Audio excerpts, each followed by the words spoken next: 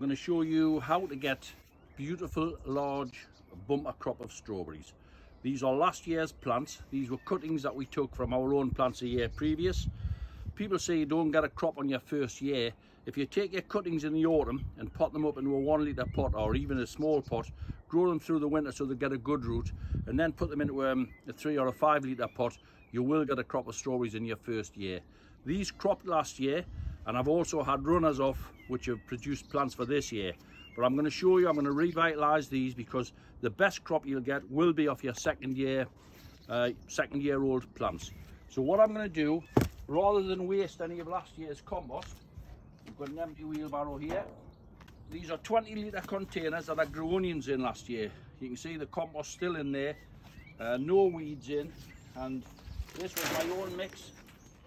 As you can see, it's still full of roots. I'm just going to break this up. Tip another one in there. Break this one up.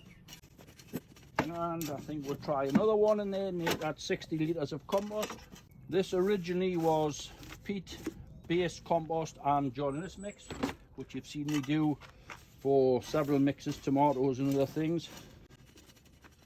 Right, just get in there and make sure it's broken nicely.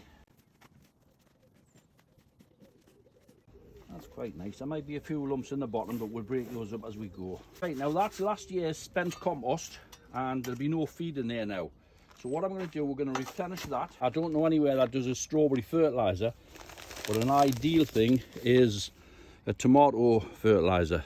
And if we look at the NPK, 9% nitrogen, 15% superphosphate, 38% potash, which is perfect for getting great strawberries, a bumper crop.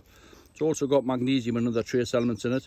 And I'm going to add this. We've put 60 litres, so I'm going to put approximately 4 ounces of that into this mix. Again, wear a pair of gloves.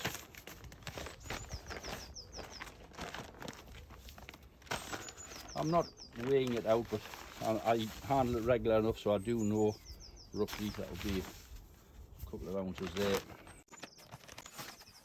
Right, a good 4 ounces. It wouldn't matter if you put 6 ounces in. Yep.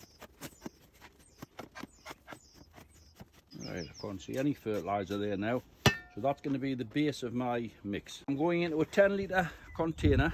It could be planted in the garden and you would get a bumper crop from your garden, but I haven't got a lot of garden space, so I'm going into a 10 litre pot.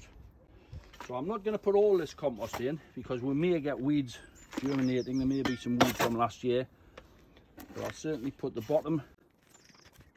Right, I've half filled that pot up. Moving into the compost which you've seen me mix for the tomatoes. Fresh compost. This is 1 bag of 75 litre peat-based compost, 2 25 litre bags of joinless number 2. We'll just put a scoop of that on the top,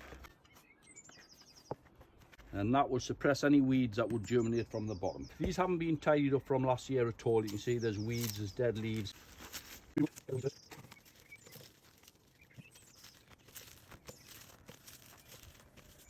Right, tidy up any dead leaves that's on it. Right, I've taken all the weeds out. I've removed all the bad foliage from it. What we have now is a super plant there. I'm just going to remove some of this root because it will not damage the plant. We wanted to make plenty of new root and new compost. That's fine. Yes. Make sure the roots are in, sitting comfortable. Take the root into there. Its roots will get down into the base where I've added the fertiliser. I haven't added fertiliser to the fresh compost.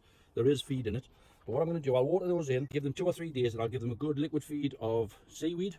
I'll see lots of new growth in the next month, and I'll probably see flowers certainly by, I would think, mid-May, which is only 5 or 6 weeks away, and we should end up with a nice bumper crop of strawberries.